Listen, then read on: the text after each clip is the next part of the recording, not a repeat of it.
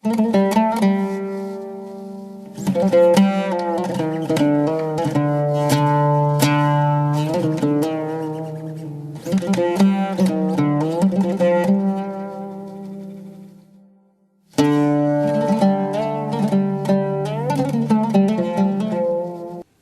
لله رب العالمين، والصلاة والسلام على خاتم الأنبياء والمرسلين، حبيب قلوبنا ونور أبصارنا محمد وعلى آله وأصحابه أجمعين. إيمان داران خواناسانی بەڕێز، بەویست و پشتیوانی خوای پەروەردگار وتاری ئەم جومعەیەمان لە پێشوازی سەری ساڵی تازەی میلادیدایە، بەجێهێشتنی ساڵێک و چوونە ناو ساڵێکی نوێوە. لەم یادەدا دوو شت پێویستە باز بکرێ. یەکەمیان ساڵی میلادی، واتە ساڵێک کە عیسا پێغەمبەر سەلامی خوا لە خۆی و لە مریەمی پاکداوێنی دایکی بێ لەم کاتانەدا هاتۆتە سەر دنیا. ئیسلامی ئێمە کە هەمیشە دەڵێن دینی بەیەکەوە ژیان و بەختەوەری مرۆڤایەتیە، بەکردار دەیسەلمێنێ کە دینی بەیەکەوە ژیانە. هەروەکو چۆن لە مەولودی پێغەمبەردا صلی الله عليه وسلم یادی فەخری کائینات محەممەدی مستەفامان کردەوە، هەزاران هەزار درود و سڵاوی خوا لە ڕوحی هەمیشە زیندوی حەزرەتی پێغەمبەر بێ صلی الله عليه وسلم، بە هەمان نەفەس و بە هەمان ڕوح و گیانەوە یادی عیسای کوڕی مەریەم، یەکێ لە پێغەمبەرانی ئولوالعەزمی خوای پەروەردگاریش دەکەینەوە. لە لای ئێمە پێغەمبەران جیاوازیان نییە، هەمویان هەڵبژێردراوی خوان و خاتەمیان ڕەسوول الله صلی الله عليه وسلم. پێغەمبەران تەماشاکە لە قورئاندا خوای پەروەردگار حتا لە ئیعجازی ژمارەی قورئاندا شتی سەرسوڕهێنەرت بەرچاو دەکەوێت. عیسا بەبێ باوک لەدایک بووە، ئادەمیش باوکی نەبووە. سەیری کە وشەی عیسا لەگەڵ وشەی ئادەم لە قورئاندا یەکی 25 جار وەکو یەک هاتوون. یوسف پێغەمبەر سەلامی خوای لەسەر بێ هێمای داوێن پاکی و ڕەمزی بەڕائەت، لووت پێغەمبەریش بانگ هێشتی خەڵکی دەکرد بۆ داوێن پاکی و ئەخلاق بەرزی. وشەی یوسف لەگەڵ وشەی لووت لە قورئاندا یەکی 27 جار هاتوون. یونس پێغەمبەر خوای گەورە تاقی کردەوە بە بەڵای جەستەیی و سجنی ناو نەهەنگ، خەریب و جەستەی دابڕزێ لە گەرمی ئەو شوێنەدا. ئەیوب پێغەمبەریش سەلامی خوای لەسەر بێ خوا تاقی کردەوە بە نەخۆشی جەستەیی و جەستەی کوڵاو لە نەخۆشیدا. وشەی یونس لەگەڵ وشەی ئەیوبە یەکی 4 جار هاتوون لە قورئاندا. کەواتە پێغەمبەران هەمویان بران. لە مێژوودا پێغەمبەران ڕابەر و دەست بە ئاڵا بوون، پاک و سەنگین و باڵا بوون، گژ وەستا بوون بۆ یەک دیوار، هاتن بۆ یەک ئامانج و کار. هەموو گوستاخ و تازەدەم ئاڵا لە ئەم دەدرا بە ئەو، ئاڵا لە ئەو دەدرا بە ئەم، تا نۆرە گەیشتە خاتەم، ئەرچێ قورس و کاتێکی کەم، سڵاو کوڕە گەورەی ئادەم، هاتی مرۆڤ دەربهێنی لە لیتاوی جەوروستەم. لە یادی لەدایکبوونی عیسا پێغەمبەردا سەلامی خوای لەسەر بێ، مرۆڤایەتی ئەمڕۆ پێویستی بەو پەیامەیە کە عیسا هێناوێتی. خۆزگەم دەخواست مەسیحیەکانیش وەک ئێمەی موسڵمان بیریان بکردایەوە، ئەوانیش بیان وتایە مرۆڤایەتی ئەمڕۆ پێویستی بە پەیامی محەممەدی مستەفایە صلی الله عليه وسلم. عیسا پێغەمبەر کێیە؟ عیسا ئەمەیە. و عیسا کۆچی دوایی کرد، هەڵکێشرایەوە بۆ ئاسمان و ڕۆژگارێک دێتەوە سەر زەوی. خوا دەفەرمێ کاروباری خۆی تەواو دەکا. ئەم عیسای کوڕی مەریەمەکە خوا باسی دەکا، پێمان دەڵێ لە قورئاندا ئەی ئیماندار، ئەی شوێن کەوتوی پێغەمبەران، تۆش ئاوا بە. مەلۆتکەیەکی ساوە هێستا ڕۆژێکە لەدایک بووە و دەمی بە مەمکی دایکەوەیەتی. مەریەمی پاکداوێن ترساو لە زمانی بوختانچیان چۆن وڵامی خەڵک بداتەوە ئافرەتێک شووی نەکردبێ و منداڵی ببێ. بۆیە خوا فەرمووی هیچ وڵامیان مەدە و قسە مەکە و ئاماژە بۆ منداڵەکە بکە. مەریەم فەرمووی لەو منداڵە بپرسن. وتیان گاڵتەمان پێ مەکە مناڵی مەلۆتکەی یەک ڕۆژە چۆن قسە دەکا یەکسەر بەویستی ئیرادەی ئەو ئەڵڵایەی کە زمانی هەمومان بە ئیرادەی ئەو نەبێ ناکرێتەوە بۆ خوا هێندە ئاسانە کە زمانی بە من و بە تۆی گەورە بەخشیوە ئاسانتر لەوە بە مناڵێکی یەک ڕۆژەی ببەخشێ عیسا هاتە جواب و فەرمووی قال إني عبد الله فەرمووی خەڵکینە من بەندەی خوام یەکەم وشەی عیسای کوڕی مەریەم ئەوەیە یعنی ڕۆژە خەڵکینە مەسیحیەکان مەمکەن بە خوا مەمکەن بە کوڕی خوا مەمکەن بە شەریکی خوا إني عبد الله من بەندەی خوا ئەمڕۆ مرۆڤایەتی لە هەموو کاتێک زیاتر پێویستی بەم پەیامەی عیسا هەیە خۆزگە هەمومان بەندەی خوا بووینایە ئینسان کە بەندەی خوا بوو ڕزگاری دەبێت لە بەندایەتی هەموو بەندەیەک ئاتانیە الکیتابە کتێبم بۆ دەنێرێ کتێبی بۆ ناردوم هەموو شتەکان بە سیغەی مازی باز دەکات چونکە ئەوەی خوای پەروەردگار ئەمری لەسەر بێ مستەحیلاتی بۆ نییە بۆیە ئەم ئاەتەش پێمان دەڵێ ئەم وشەیە ئینسان پێویستە بەرچاوڕوون بێ شوێنی کتێب بکەوێ شوێنی بەرنامە بکەوێ شوێنی قسەی هەوانتە نەکەوێ بەڵام کام کتێب ئەلکیتاب ئەوەی ئەلفلامیشی لەسەر ئەلفلامی تعریف من کتێبێکم پێودراوە لەلایەن پەروەردگارە وەجەعەلەنی نەبیە کردومی بە پێغەمبەر بۆیە ئینسان پێویستی بە شوێنکەوتنی پێغەمبەرانە حیفە ئینسان شوێن پەیڕۆ و پرۆگرامێکەوێ دوای 20 ساڵ خاوەنەکەی بڵێ وەڵای بە کەڵک نایە پەیڕۆ و پرۆگرام و مەنهەجی وا بۆ 70 ساڵ خەڵک خەباتی بۆ کردووە ئێستا شوێن هەکەوتەکانیان وەڵای کاکە هەڵە بوو بە کەڵک نایە ئەو هەموو ڕەنج و خوێنەی بۆی دراوە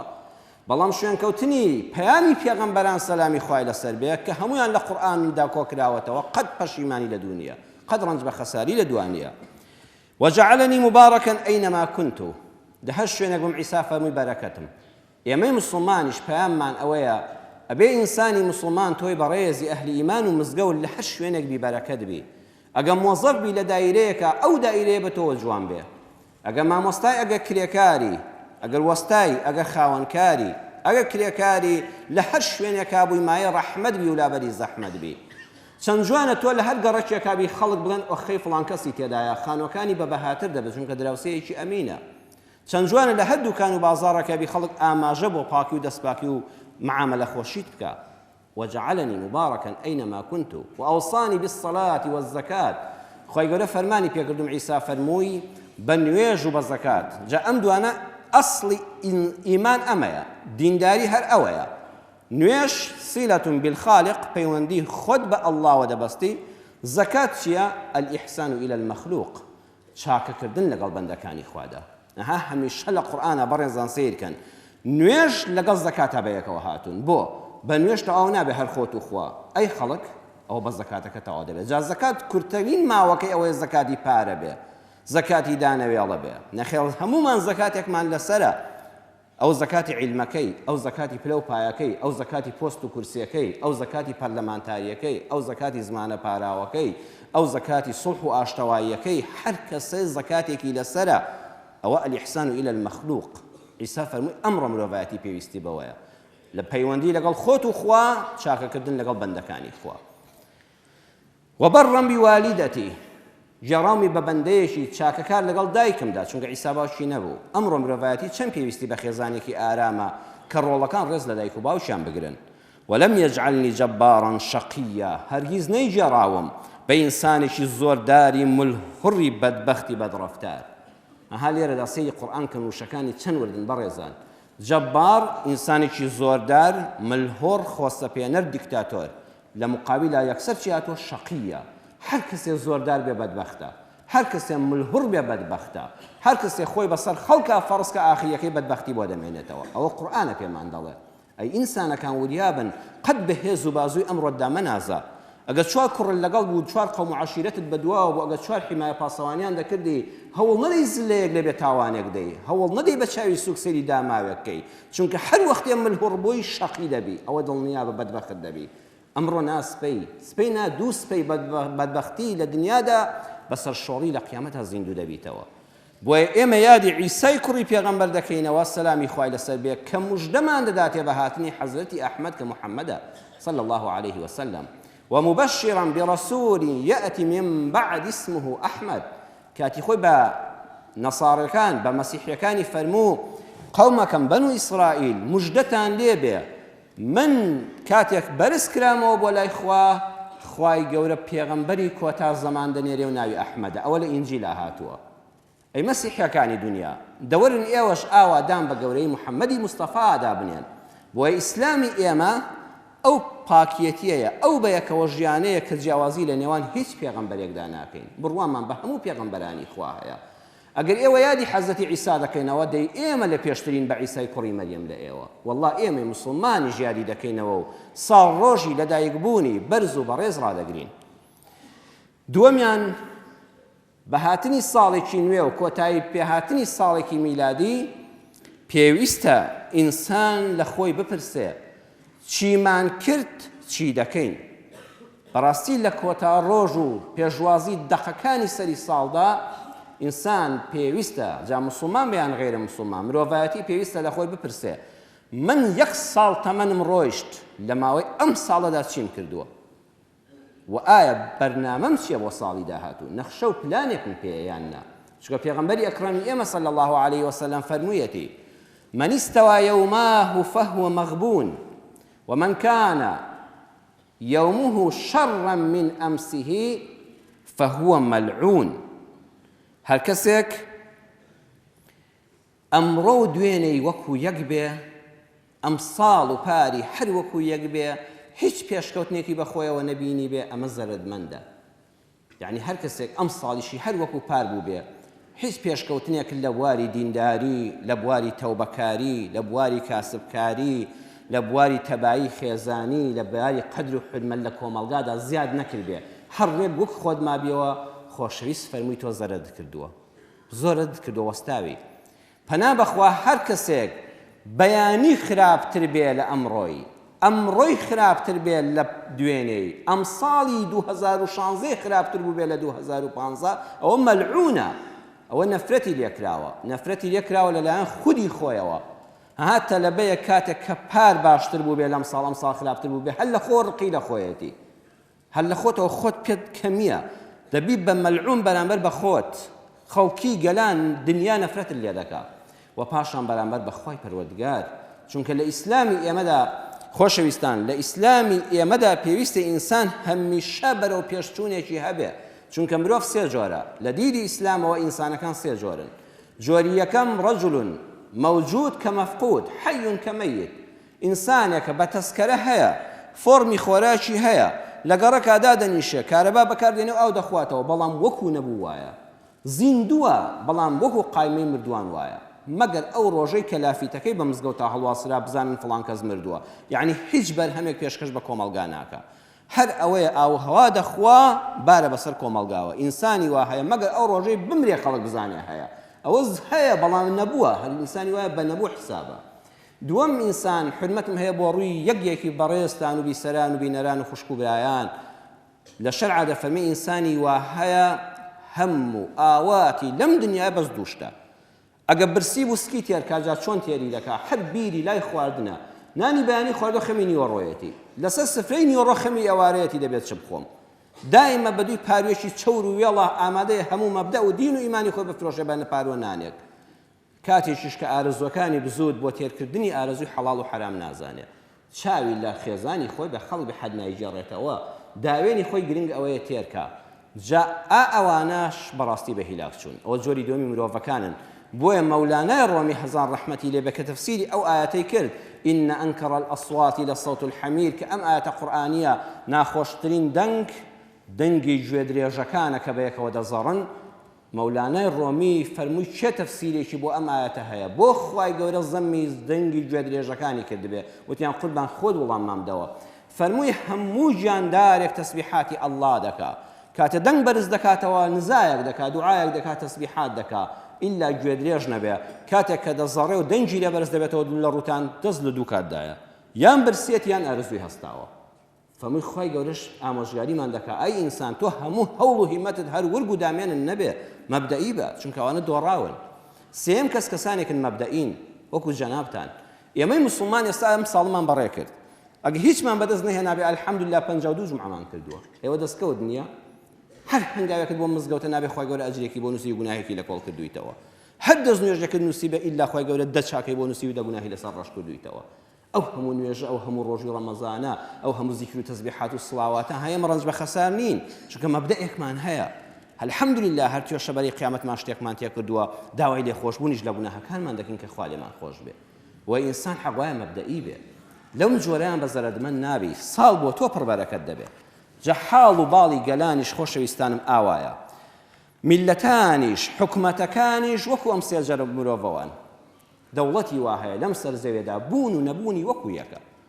ئێستا ئەگەر خوا نەخواستە بڵێن بوومەلەرزەیەک لە وڵاتی سینی داوە وێرانی کردووە بوومەلەرزەیەک یابانی هەڵوەشاندووە وەڵا وامان لێدێ هەموو عالەم بۆ دەرزێک پەچی دەکەوێت چونکە سەیری کەلوپەلی ماڵەکەی خۆت کە یان لە سینەوە هاتووە یان لە بیابانەوە هاتووە یان لە مالیزیاوە هاتووە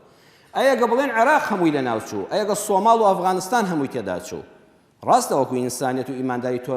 کسبە بەجەرگتا دێ بەڵام وەکو پێشکەوتنی کۆمەلگا چی لە قیز دەچێت وڵا کۆمەڵە میکرۆب لە کۆڵ دەبێتەوە درزێکی بۆ کۆمەڵاگەتی دروست نەکردووە بۆ کۆمەلگا هەنی وڵاتێکە بەس لەسەر نەخشە هەیە ئەینا هەر دەخوا هەر بوونی نییە هەر کەس نازانێ بوونی هەیە مەگە چەک و تەقەمەنی پێتاقیکەنەوە بۆیە ئێمە لە وڵاتەکەین بەداخەوە لەو وڵاتانین مەوجود کە مەفقود هەین بەس لەسەر نەخشە هەین بەس بۆی چەکەکان لێرە بفرۆشێن و تاقی بکرێنەوە حیف هیچمان پێشکەش بە کۆمەڵگای مرۆڤایەتی نەکرد باسی وڵاتانێک دەکەین کە ئومێدمان پێدەبەخشێ ڕاستە ئێمە ئێستاکانە لە پێشوازی ساڵی نوێدا سەیرێکی بارودۆخی کوردستانی خۆمان بکە ئێمە لە کوردستانی خۆماندا بۆ چاو لە وڵاتانی دواکەوتوو بکەین بۆ چاو لە وڵاتانی پێشکەوتوو نەکەین میلەت بە چی پێش دەکەوێت میلەت بەوەی لە سەری ساڵدا حەفلە و ئاهەنگ بکە باوەڕ ناکەم دوو وڵات بە نمونە عەرزی جەنابتان دەکەم میسر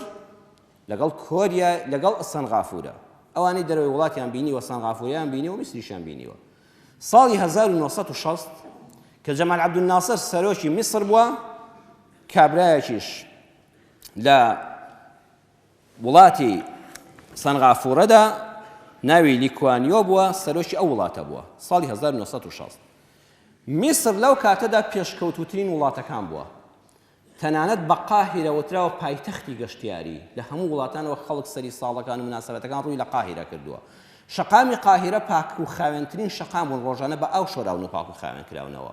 ئەحرامەکانی لێ بووە شوێنی ئاساری بووە شوێنێک وەک خەڵک بیوتە لە میسر دەخوێنەوە لە کوردستانی خۆشمانداوە فڵان کەس جامیعەی ئەزهەری تەواو کردووە ئەوە زۆر مهم بوو کەسێ بیتوانێت لە جامیعەی ئەزهەری میسر و لە قاهیرە بخوێنێ زۆر گرنگ بووە شوێنی زانست شوێنی گەشت و گوزار شوێنی پێشکەوتن شوێنی دەوڵەمەندی تەنها ساڵی 1960 لیکواندۆر لە یادداشتەکانی خۆیدا دەڵێ داوام لە جەمال عەبدولناسری میسر کرد ئاوڕێکی بەخێر لە سەنغافورە بداتەوە تۆزێ یارمەتیمان بدەن ئێمە زۆر داماوین وڵاتێکین لە پیسیدا ڕزیوین شەقامەکانمان هەڵوەشاون خانوەکانمان هەمووی وێرانن بودجەمان داڕوخاوە یەک تۆز ئاوڕێی خێرم لێ بدەنەوە ئەڵێ جەمال عەبدولناسر لە جیاتی ئەوەی کە وەڵامی بداتەوە هەر ئەسڵا حیسابێکی بۆ نەکردووە و توێتی من چۆن بواری ئابووری و دەستی یارمەتی بۆ سەنغافورە درێژ دەکەم ئێوە هەر فەوتاون ڕۆژگارە زیندوو نابنەوە یعنی تۆز تەماشای ئەو بەراوردەکە هەر حیسابی بۆ ئەوە نەکردووە وڵاتێک هەیە ناوی سەنغافورە بێ بەڵام میلەتی میسری چی کرد لە جیاتی پێشکەوتن و یارمەتیدان و لە جیاتی دەستی بێگانە ڕاکێشە وڵاتی پێ ئاوەدان کاتەوە دەستیان کرد بە ڕەقس و سەما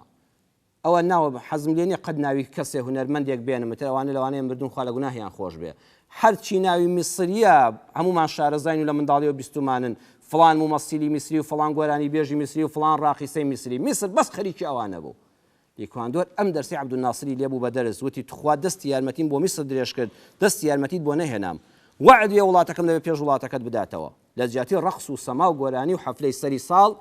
دەستی بە چی کرد بەڕێزان دەستی بەوە کرد کە هات دەستی وەبەرهێنەری خارجی هێنایە وڵاتەکەیەوە وتی من خاکم هەیە بەڵام شارەزایی منیە زانکۆی پێشکەوتوی هێنا دە خەڵکەکە دەستیان کرد بە خوێندن وەختێک ساڵی 1995 هاتە پێشەوە حوسنی موبارەک و ئەوانە هاتبوونە سەرۆکاری میسر کاتێک کە حوسنی موبارەک کورسیەکەیان پێبەجێهێش 7 ملیار دۆلاری ئەو میلەتەی دزی بوو لە بانکەکانی خارج کە ئێستا حیجز کراوە 7 ملیار دۆلار بەس یەک قات جلیان بۆ کردبوو لە فەڕەنسا 2 ملیم ئەستور بێ بە پیتی ئینگلیزی لە ناوەکەیان نووسرابێ 16,000 دۆلار بۆ یەک قات جلی خۆی پێدا بوو لە میسرا خەڵک وا بۆن کولێرەیەک دەمرێ لە برسان ئەی سەنغافورە بە پێچەوانەوە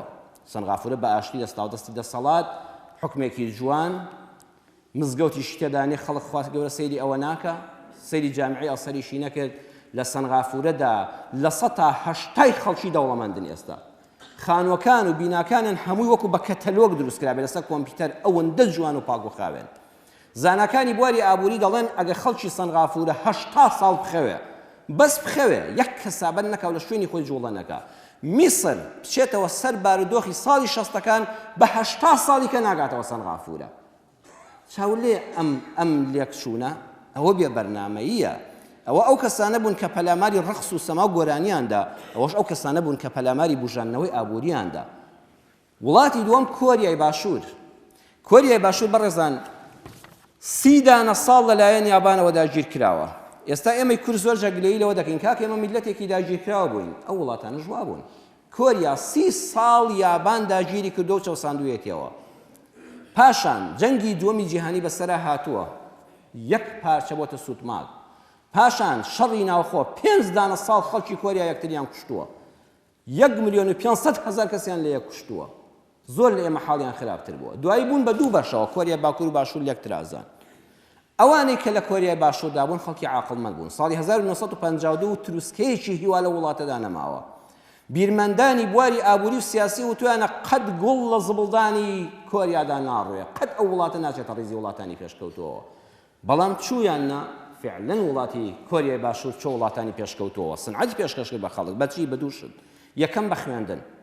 ئەو وڵاتە بڕیاریدا دەست بە چەکی عیلم و زانستەوە بگرێ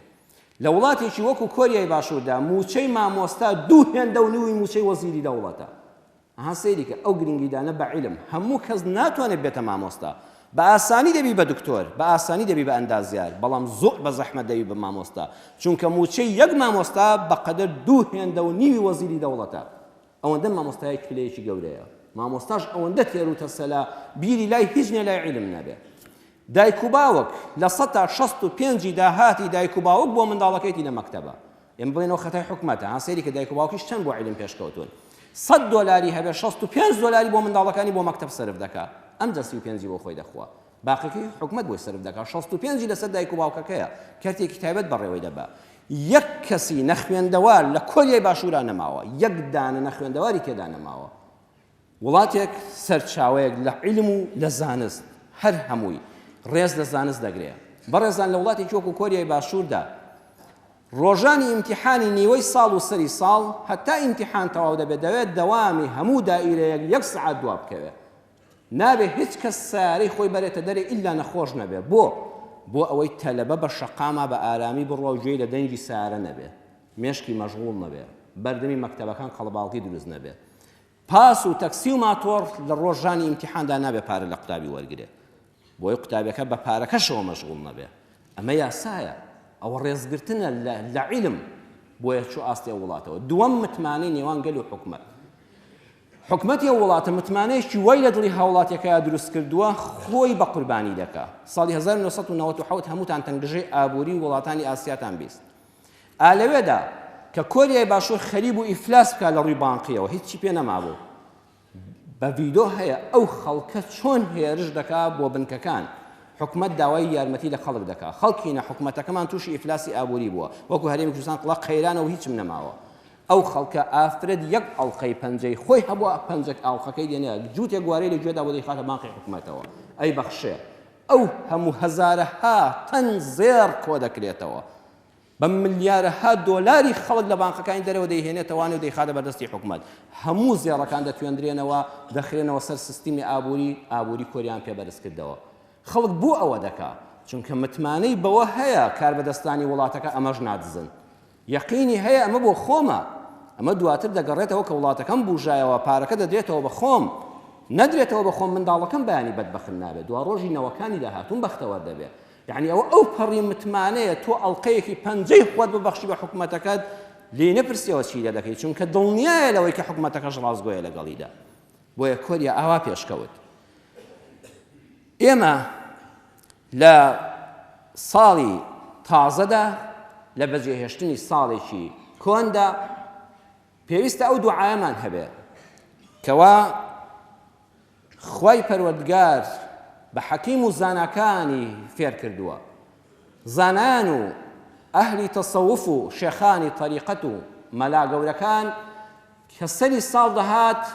لە جیاتی لە سەعات 12دا سەرخۆش و بێهۆش بن لە هۆڵی ئاهەنگە ڕەقس و سەما بکرێ فودانە بەرز بکرێتەوە ئەم دوعایان دەکرد لەو وەختەیە دەستنوێژیان هەڵدەگرت و دەچوونە سەر بەرماڵ و دەیانگوت اللهم يا محول الحول والأحوال حول حالنا إلى أحسن الحال أي أو خواي كأمر زو أسمان هل صورين وبردوام لك صوران ودايا خوايا أي أو كسي كبار دوخ كان هميشة لصوران دان حال بالمان كاروبار مان بباشترين شيء وهل صورنا سيدي أم دعاء قوريك يعني أوانا دلنيا بون دنيا لسر بارك ناوسته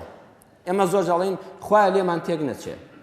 لێت تێک نەچێ هەر شەر نییە ئەبێ بەرەو هەنگاوی باشتر بڕۆی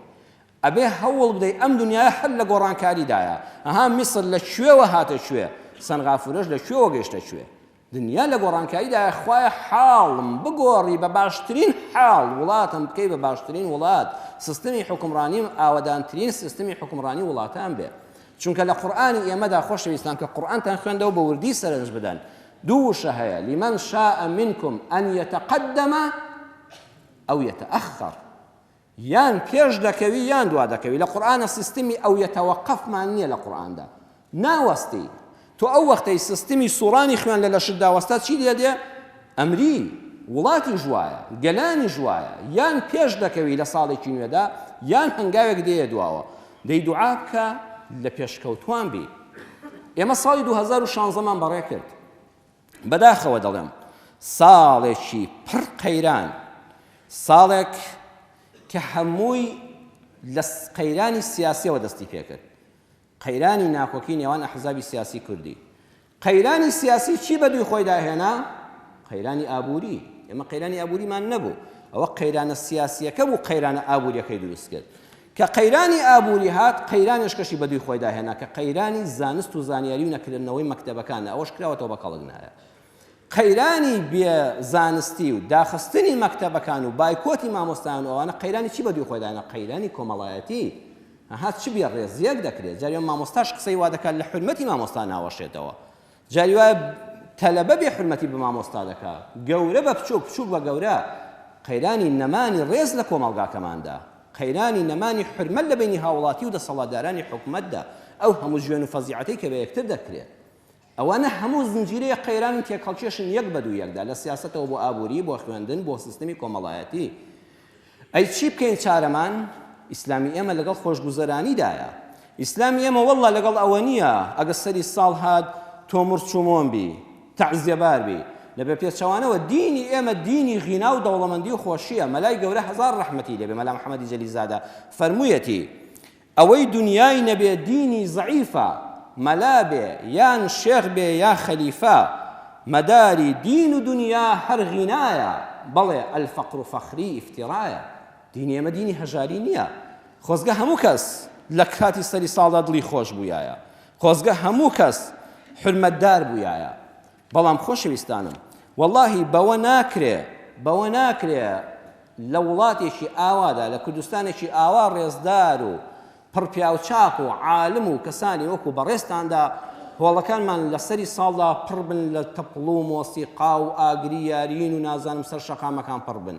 ئەزان ئەوە وەکو چیمان لێ بەسەر دێ من قەت بێ حرمەتی بە کەس ناکەم ئەبێ وڵات بۆ هەمووانمان ئازاد بێ ئەبێ قەناعەت خەڵک بیکە نابێ حکومەتیش ڕێگریان لێ بکە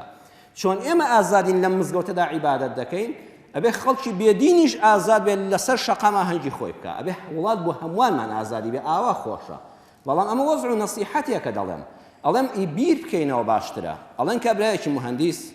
لەگەڵ کابرایەکی شاعیری هەزناسکدا بوون بە ڕەفیق دەمە و بەهار بوو چوونە دەشت و سەیرانێک خێمەیەکیان بردبوو نەوەک بارانی بەهاری لێیان بدە شەو دنیا هێشتا سارد بوو خێمەکەیان بەخۆیان دادا خێمە بچکۆلەکە و لێی خەوتن خەڵکی تریش دیارە لەوێ بۆ تەماحی لە خێمەکەیان کردو خێمەیەکی خنجیلانەی زۆر جوان بۆ ڕاوچێک بینیوێتی توێتی وڵاو بۆ من باشە سوک سنگەکانی هەڵگرتۆ بردوێتی کابرای ئەندازیار بە کابرای شاعیر دەڵێ کوڕە هەستە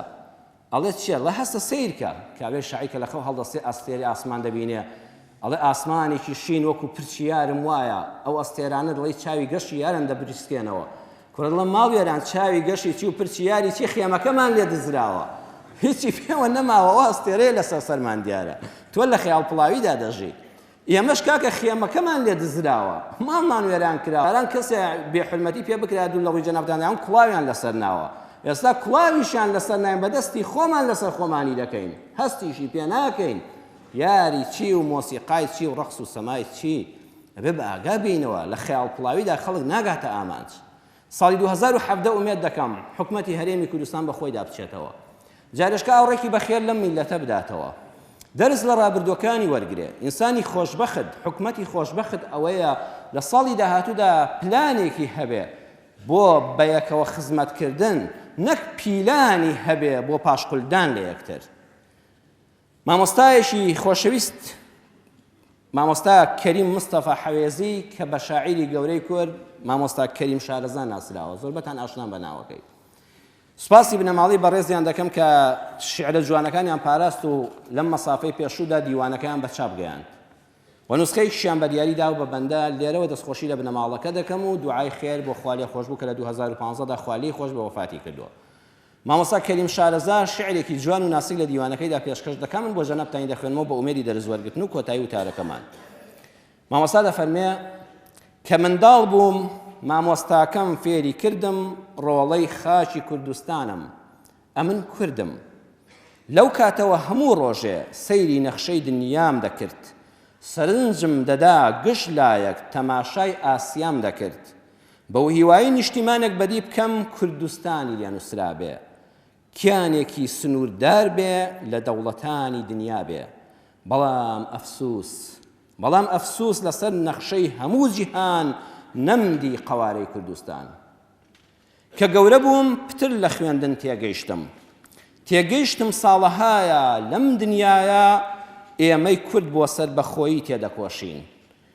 تاڵاوی ئێش و ئەشکەنجە و خەم دەنۆشین بەرجی مەرگ و پۆشاکی ماتەم دەپۆشین هەردەم دوژمنی ژێردەستین پەپولەی گوڵی ئازادی و پەروانەی گڕی سەربەستین کەچی هەرگیز تێ نەگەیشتم بۆچی ئێمە نابین بەشت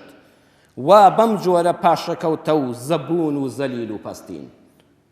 پاش دەیان ساڵ خەباتی سەخت و بەرخودان دوای ئەنفال و شیمیاباران خەونێکمان دی ئاسۆی هیوامان ڕووناک بوو خەونەکەشمان زوو هاتە دی بووین بە خاوەن دەسەڵات و حکمڕانی بەو هیوایەی ئیتر بژین بە ئازادی و کامەرانی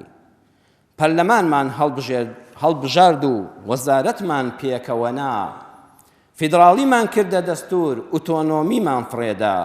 چاوەڕوان بووین ئاسوودە بین هەموو بژین وەکو برا کەچی بووینە هێزی گەورە و هێزی بچووک زلهێزەکان پلە و پایەی حکومەتیان دابەش کرد 50-50